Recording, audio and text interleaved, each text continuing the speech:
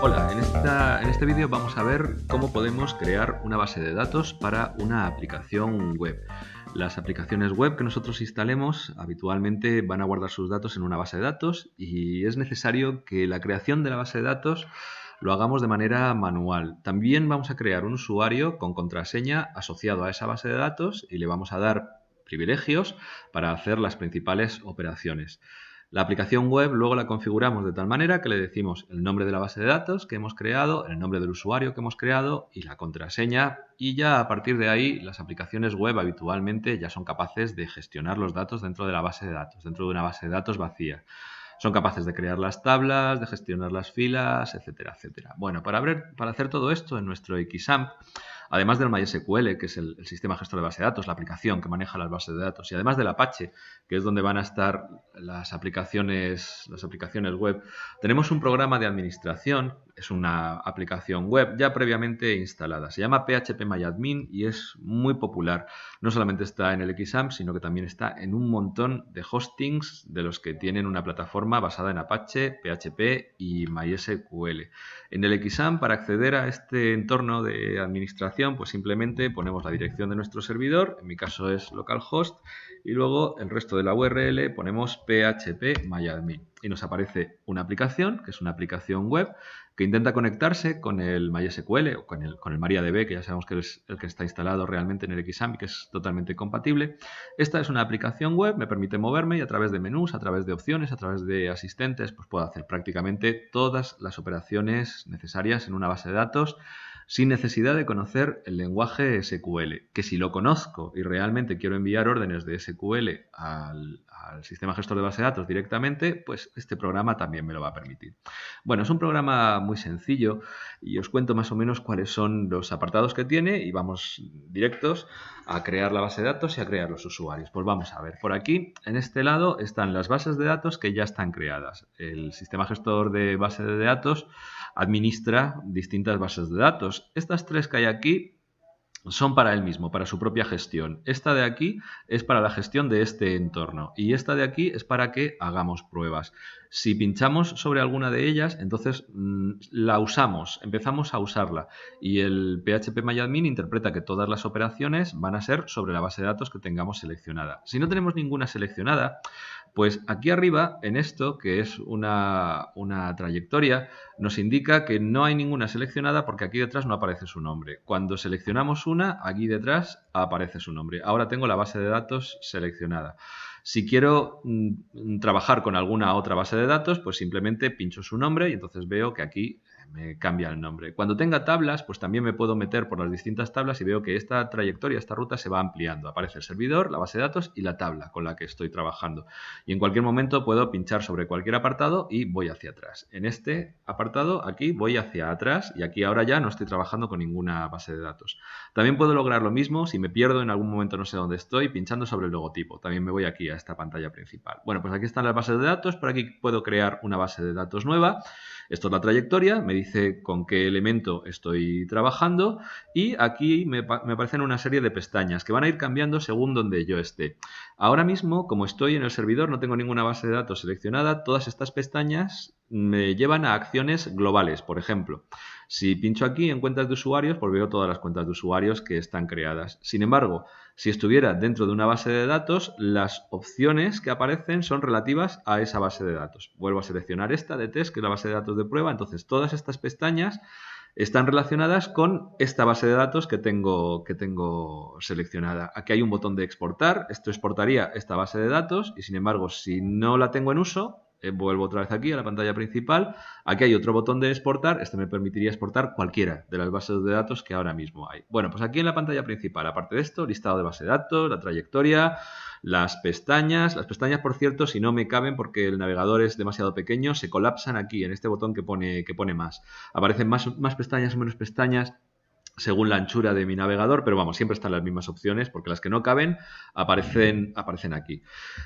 Bueno, pues veo más o menos aquí en la pantalla principal el estado de cómo está la base de datos, de cómo está el servidor web. Aquí puedo cambiar opciones generales, puedo cambiar el idioma, puedo cambiar el tema de esta propia aplicación. Creo que solamente tiene dos temas. Este, que es un poquito más moderno, y el original, que es más antiguo, con colores planos. El tamaño de la fuente, y si le doy aquí a más configuraciones, pues me aparecen más botones que tienen que ver con la configuración de este propio programa, del PHP MyAdmin. Vuelvo por aquí y vamos a ver cómo puedo crear una base de datos. Pues vamos a ver, para crear una base de datos o bien le doy aquí al botón de nueva o bien me meto aquí en el apartado de bases de datos. Me aparecen las bases de datos que ya hay, puedo hacer cosas con ellas, por ejemplo puedo eliminarlas, podría seleccionar una y darle aquí al botón de eliminar y la borraría, o crear bases de datos, que es lo que voy a hacer ahora. Voy a crear una base de datos simplemente a modo de ejemplo y le voy a llamar BD, abreviatura de base de datos, agenda, y dentro voy a crear una tabla. Para las aplicaciones web habitualmente no es necesario crear una tabla, basta con crear la base de datos y un usuario y ya la aplicación web gestiona el resto de los datos que necesita. Pero bueno, nosotros vamos a crear esta base de datos y dentro vamos a crear un usuario, que eso siempre es necesario, y vamos a crear una tabla a modo de ejemplo para ver cómo se hace con este entorno. Bueno, pues escojo un nombre. En el nombre no podemos poner nada más que, o no debemos poner nada más que letras del inglés, sin tildes, sin ñes, ni cosas de este estilo, y como mucho algún número, pero tampoco es conveniente que empiece por número. Por ejemplo, un nombre de este estilo, pues bueno, puede ser más o menos correcto. Un nombre de este estilo con un punto por en medio, no va a ser correcto, nos va a dar problemas. Caracteres como el guión bajo y cosas así, pues bueno, igual podemos ponerla, pero si no es necesario, nada más que letras del inglés y como mucho algún número detrás. Aquí al lado escogemos la codificación de caracteres en la que se van a guardar los datos. Hay un montón de codificaciones de caracteres, algunas son relativamente extrañas y probablemente estén ahí simplemente por compatibilidad. Nosotros, si vamos a crear una base de datos nueva y no tenemos ningún criterio especial de compatibilidad, pues vamos a coger lógicamente la codificación UTF, que es la que corresponde al Unicode. Tenemos un montón de codificaciones UTF por ahí acá abajo, tenemos unas cuantas UTF-16, UTF-32 y UTF-8. Eso es el tamaño de la cantidad de bytes que se van a utilizar preferentemente para almacenar un carácter. Ya sabemos que en UTF-8, que son las que están por aquí abajo, UTF-8, para almacenar los caracteres, los que son más frecuentes, los caracteres del inglés, por ejemplo, los símbolos más frecuentes, los que coinciden con la tabla ASCII, se emplea un solo byte y luego para todos los demás se suelen emplear más bytes, 3, 4 o varios bytes. Eso lo que hace es que sea relativamente ahorrativo, pero bueno, luego a la hora del rendimiento, el rendimiento de UTF-8 es un poquito menor, es decir, ahorra espacio pero gasta un poquito de rendimiento, de CPU, de proceso. El UTF-32, que estaba por aquí arriba, es todo lo contrario. Los UTF-32 utilizan 4 bytes para cada uno de los caracteres y 4 bytes para todos. Ya está, directamente no se complica en la vida. Eso lo que hace es que sean relativamente rápidos a costa de gastar un poquito más de espacio. Y el UTF-16, que anda por aquí, está ordenado alfabéticamente, UTF-16, pues son un compromiso intermedio. Utilizan 2 bytes para la mayor parte de los caracteres y bueno, para los que son un poquito menos frecuentes, bastante menos frecuentes, ya utiliza más de 2 bytes. O sea, este es realmente un compromiso entre la rapidez y el gasto de memoria secundaria, porque las bases de datos almacenan todo, lógicamente, en ficheros en la memoria secundaria, en el sistema de disco donde estén grabados. Bueno, pues vamos a escoger un UTF-8, porque realmente si no tenemos ningún criterio el UTF-8 está bien para escribir en español, en inglés, en los idiomas occidentales. UTF-8 por aquí. Y veis que hay distintos adaptados a distintos idiomas. Si no sabemos cuál escoger, pues este de general está bastante bien, y si escogemos uno adaptado a un idioma, pues el MySQL intenta hacer alguna que otra optimización. Pero realmente daría igual, ¿eh? No pasa nada porque escojamos uno que no sea en nuestro idioma y luego pongamos letras en nuestro idioma. Este, por ejemplo, UTF Spanish, pues adaptado al español, UTF-8 adaptado al español. Le damos a crear, la base de datos está creada, nos aparece aquí y ahora mismo está completamente vacía. Cosas que podemos hacer con esta base de datos. Pues vamos a ver, para una aplicación web fundamental hay que crearle un usuario. Los usuarios los vamos a crear por aquí, por el apartado de privilegios. Muy sencillamente, usuarios con acceso a BD Agenda. Bueno, pues de momento hay 3 veces está el usuario root, realmente es el mismo usuario, este es el que estamos utilizando nosotros ahora mismo para administrar. Está 3 veces simplemente porque se admite que se conecte desde distintos sitios, desde 127, desde localhost y esta que es la dirección del bucle local escrita en IP versión 6. Bueno, este no nos vale para nuestra aplicación web, este nos vale para administrar, entonces tenemos que agregar uno más. Vamos a agregar una cuenta de usuario y a esta cuenta de usuario le vamos a poner un nombre. El nombre tiene que ser descriptivo de la aplicación que nosotros vayamos a instalar. Si vamos a instalar un WordPress, pues es conveniente que este nombre de usuario haga referencia al propio WordPress o a lo mejor al contenido de nuestro WordPress. Bueno, aquí como estamos en un simple ejemplo, le voy a llamar de usuario agenda. Ahí.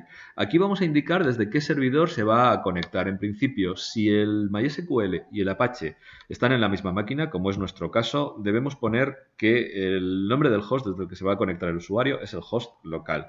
Y luego vamos a coger una contraseña. Si estuviéramos en un sitio web real, en un hosting, esta contraseña debería ser lo más segura posible. Y ya sabéis, letras, números, complicada, más o menos larga, es buena idea. O si no, aplicamos cualquier otro de los criterios que conocemos para generar contraseñas relativamente seguras.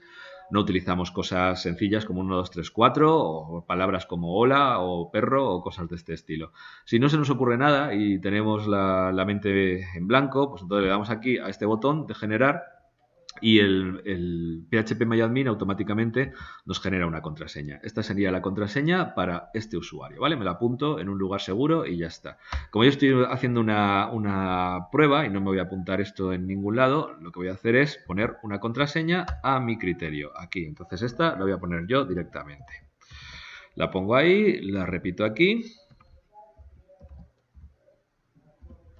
Me tengo que acordar de ella, por supuesto, y ya está. Más cosas. Vamos a ver, aquí hay una casilla marcada, está correctamente marcada, no la vamos a tocar, que dice otorgar todos los privilegios para la base de datos B de Agenda. Efectivamente, nosotros queremos que este usuario tenga todos los privilegios para esta base de datos, y ya está.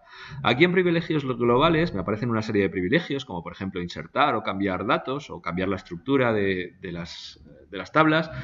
No vamos a dar ningún privilegio global. Este usuario nada más que tiene que tener privilegios sobre la base de datos que estamos creando. Así que nada, ahí no se toca nada. Si tocáramos algo y diéramos algún privilegio global, estaríamos creando un agujero de seguridad, porque este usuario podría hacer algo con otras bases de datos que estuvieran aquí en este mismo sistema. Así que continuar. No hay que hacer absolutamente nada más. Aquí el Firefox me dice que si me quiero acordar, no hace falta.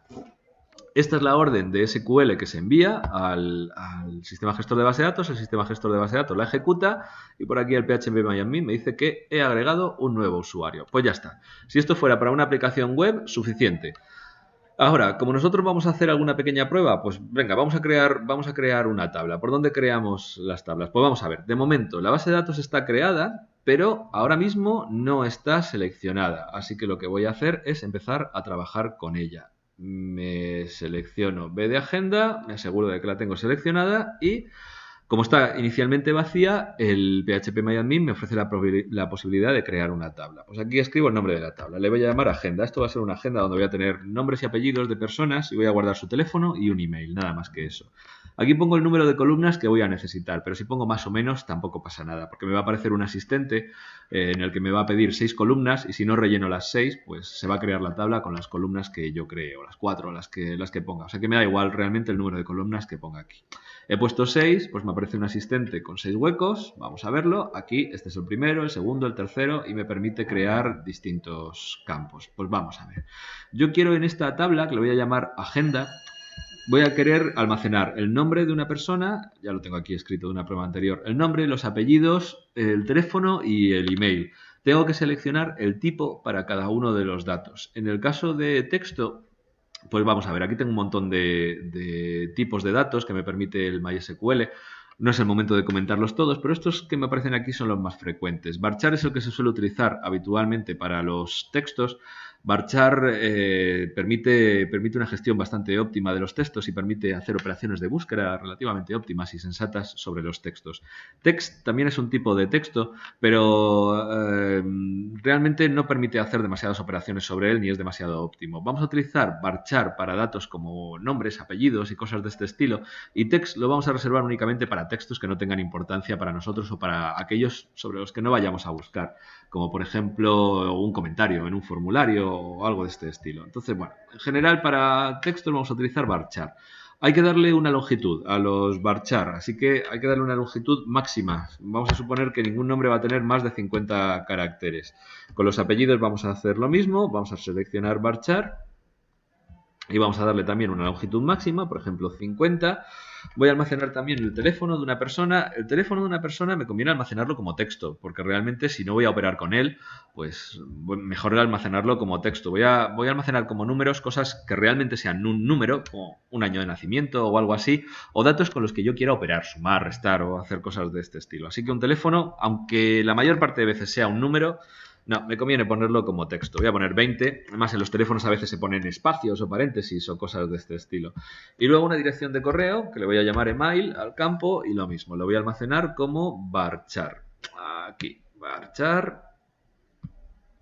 Y le voy a dar 50 caracteres también.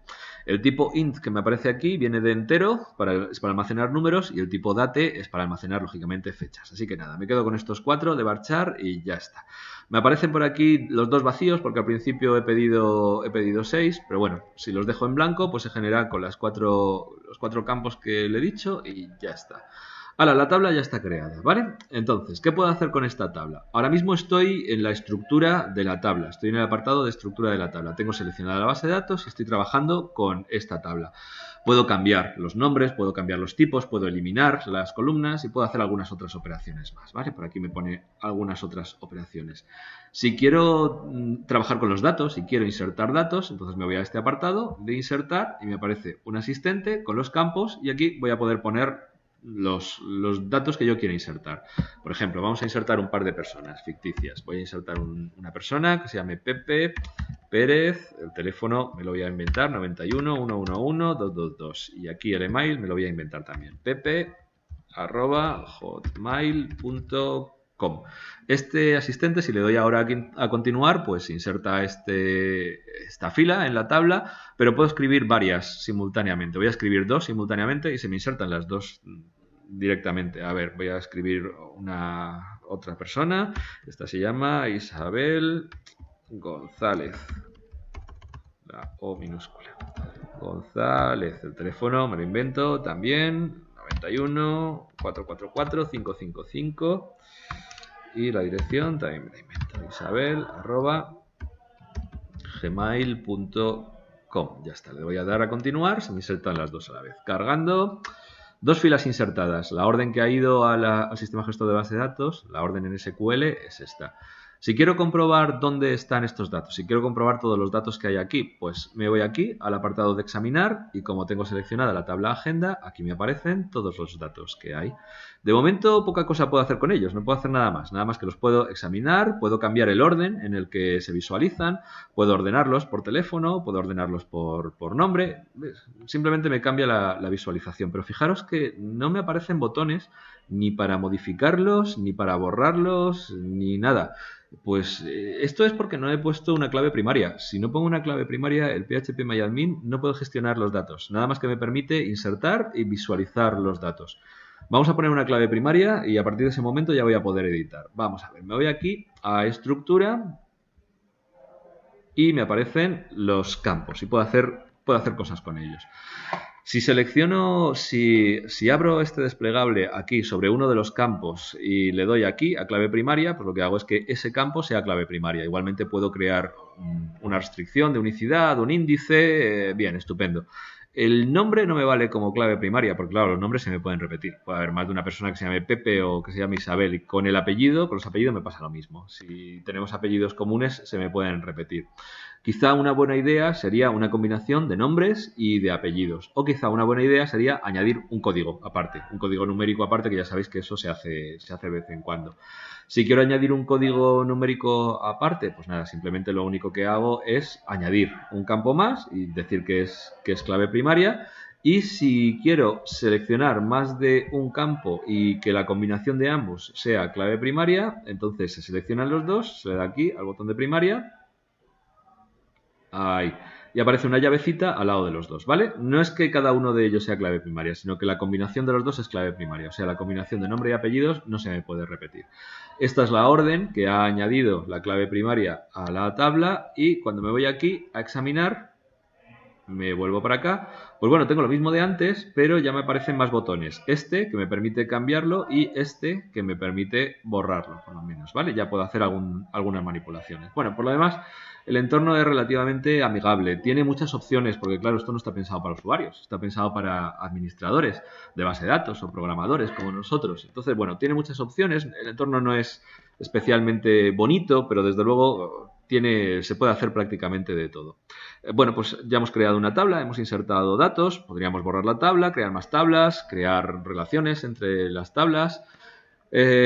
Más cosas que nos interesen para nuestras aplicaciones web. Pues bueno, importar y exportar las bases de datos. De vez en cuando nos va a convenir llevarnos una base de datos de un lado para otro, por ejemplo, de local a hosting o de un hosting a otro hosting.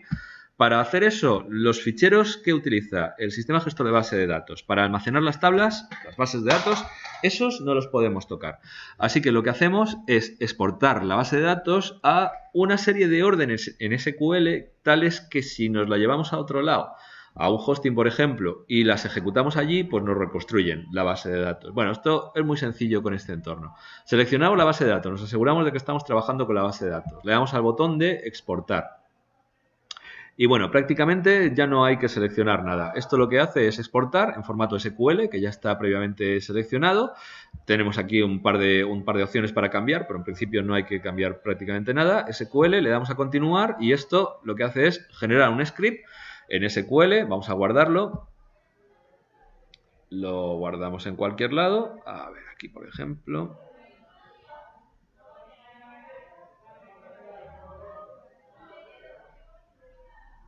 Aquí, documentos. Agenda, aquí. Y si lo abrimos, lo abro con el Notepad++, aquí. Aquí, pues al abrirlo con el Notepad++, lo que vemos es una serie de órdenes en SQL que reconstruirían la base de datos si nos la llevamos a otro lado. Estas que tienen un par de guiones delante son comentarios y estas sí que son órdenes.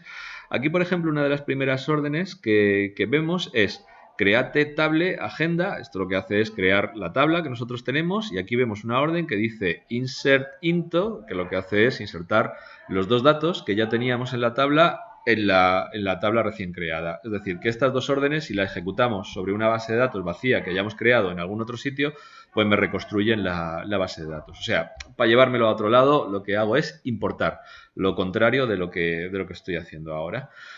Y bueno, prácticamente con esto ya tenemos la operativa básica de base de datos con el PHP-MyAdmin. Eso sí, enfocado únicamente a la instalación de aplicaciones web basadas en Apache, PHP y MySQL. Bueno, pues hasta aquí hemos llegado. Hasta otra.